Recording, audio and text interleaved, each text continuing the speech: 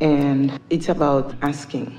Asking, but I want to be sure that what I'm asking the right thing for me, not asking something that is going, at the end of the day, going to be bad. You're not trusting your asking? At the beginning I was, and the more time is going by, I'm getting doubt. Well, you're asking from wherever you are, and you're going to continue to refine your asking, that's certain, but why the doubt? I think that many things are getting in the way. At the beginning, it was really clear. I've been in a relationship for like 17 years, and when I started, it was clear that I wanted to get out of it. But time is passing by.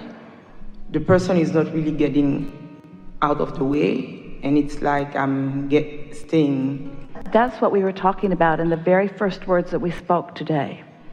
That when what you're living is different than what you believe you are asking for, your attention on what you've got keeps it from changing, because you're broadcasting based upon what you're giving your attention to. And so if you've come to a sort of conclusion that this isn't working, then you're perpetuating that. So you have to find some way of seeing it more as you want it to be. So we know what you are really reaching for. We're going to ask you to speak it here in a moment. But what you're doing is what a lot of people do. You're trying to define the specific actions that you think must take place in order to get what you are wanting. And we want you to just for a moment focus upon the essence of what you're wanting. So what is it you're really looking for in the releasing of this relationship? What is the feeling that you want? Love, And freedom, and greater ease. I'm sorry. It's all right. It's a nice thing to notice that when we ask you with our laser, I can feel it. when we ask you what it is that you want, because we shine a light on what you want, where you are in comparison with what you want, you feel it in a stronger way, don't you? But in a moment of really knowing what you don't want, you are able to more clearly speak about what you do want, yeah? I know clearly what I want, and I wrote it last night. Speak it. I write it all the time, and it's clear. And I know that I want, that kind of love that sweep you off your feet, that makes you feel in peace, that makes you feel yes, we do. Good with yourself. Yes, and we do. You don't have to be a certain way, you just have to be the person that you are. Would it trouble you if we said to you, but you're looking for that love in all the wrong places? You're looking at it through an individual instead of going directly to the source who is flowing it to you. And that feeling of being in love with a person or being loved by a person is you just giving that person credit for your alignment. I don't want to be in love with that person. We know that. Okay, I'm no longer in love. But you want to replace that person with one that'll work out better. Yes. And we don't want you to replace that person with a person. Okay. We want you to find connection, and then from that connection, the person will come. Realness of what you're living is making you not find connection with who you are. Sometimes I think I have it. Certainly. Sometimes I feel connected, and at this moment... Just not when you're talking about that subject. That subject drives you right off the bridge. Exactly. When I'm not thinking about it, then I'm just thinking about the feeling where I want to be, like the way I would be if this was in my life. That's at this moment I see people apparently that are in the situation I would like to be in. I don't know if I'm clear. Yes, you are clear. And is that good or not good? We're going to approach this from just a little different perspective here, because Esther had that with Jerry, that gooey, wonderful. And then Jerry made his transition in a non-physical rat bastard that he is. Well, we just said that to emphasize that Esther did not think that was a good idea whatsoever. And if she had had control of his life experience, he would still be sitting right here.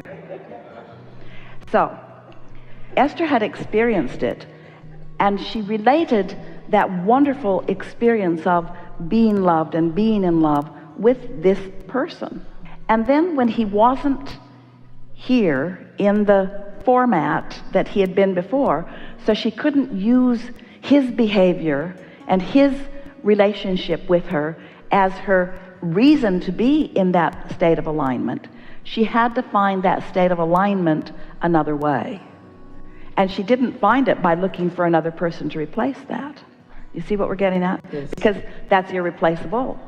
But she did find her alignment, and that feeling of well-being, and that feeling of love, and that feeling of beauty in the world, and it all came back to her.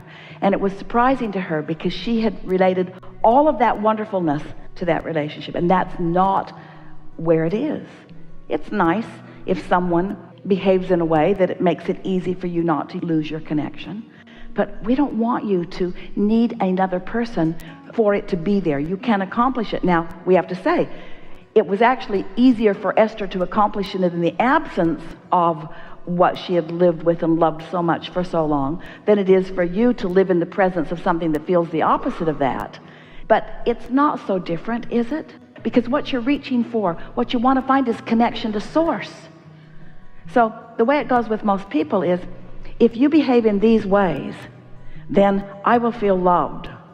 And in feeling loved, I'll be in alignment.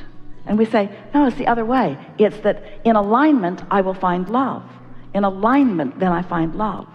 And there are so many ways, you do it so often, to find that alignment, that sometimes, now we know that you've decided that this is not where you want it to play out. And we are not in any way encouraging or pushing for any of that. But we do want to say that once you find that alignment, it will show up for you quickly. Once you find it and sustain it, it must come. No one has ever wanted anything more than you want this. We can feel the intensity with which you want it. And when you want something as much as you want that, it doesn't take very much allowing for you to catch a glimpse, and then another glimpse, and then another glimpse, and then another glimpse, and then another glimpse. And before long, you're on that path of unfolding, you see. How to stay there and not go back all the time to what? You see, we could feel that. Did you feel her get zapped? And did you feel her find her alignment? And you clicked right into it easily, you see.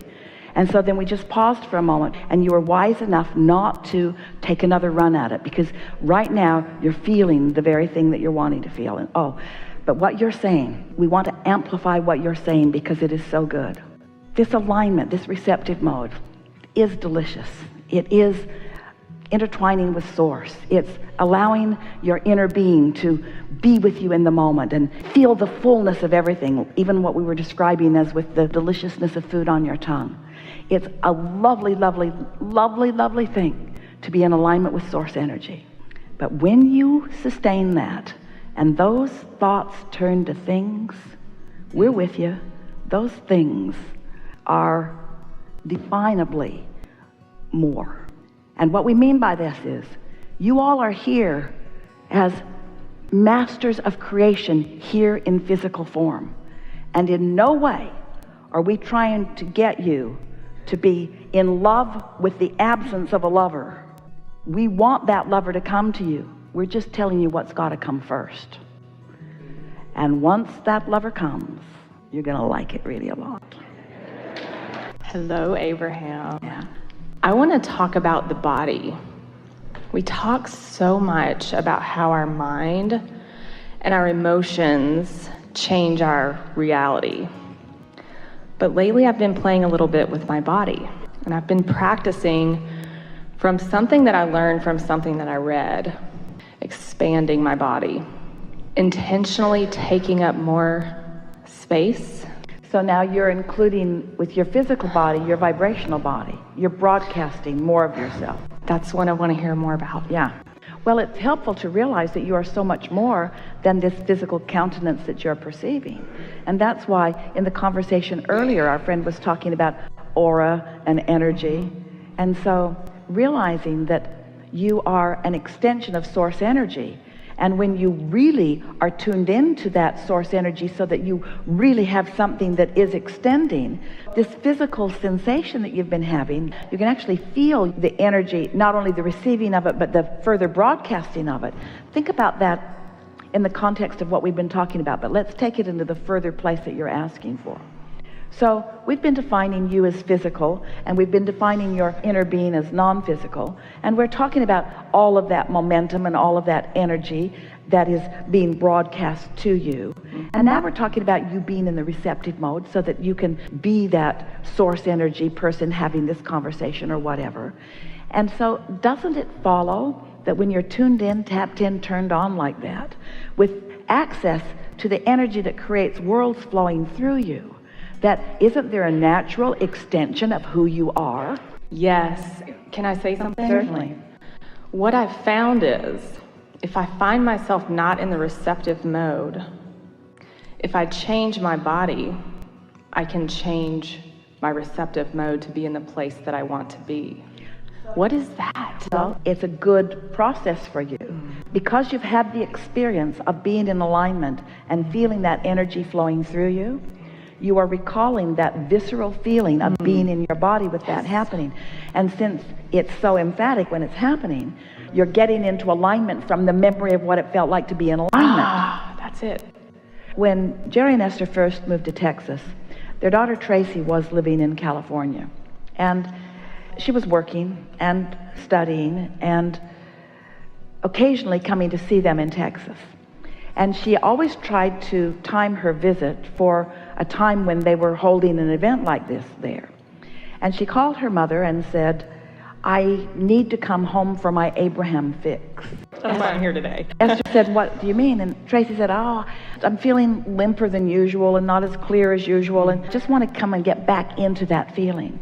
And Esther said, well, tell me what you mean. And Tracy said, well, you know, she said, I was in Austin with you a few weeks ago, and Abraham was talking, and I don't even know what Abraham was saying, but all of a sudden I just wanted to jump to my feet and yell, yes! And then Tracy said, oh, never mind, I'm back.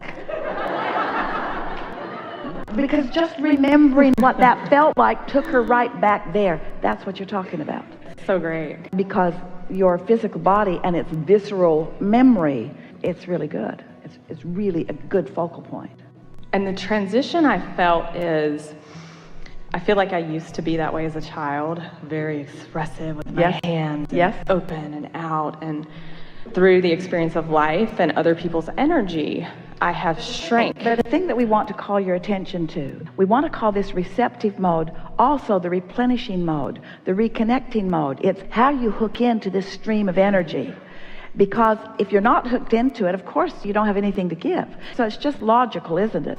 And our friend earlier reformatted our inky mist analogy into being connected and spewing that. That's what you're talking about. That's really good. Something more? I think that's all I needed. It's really good.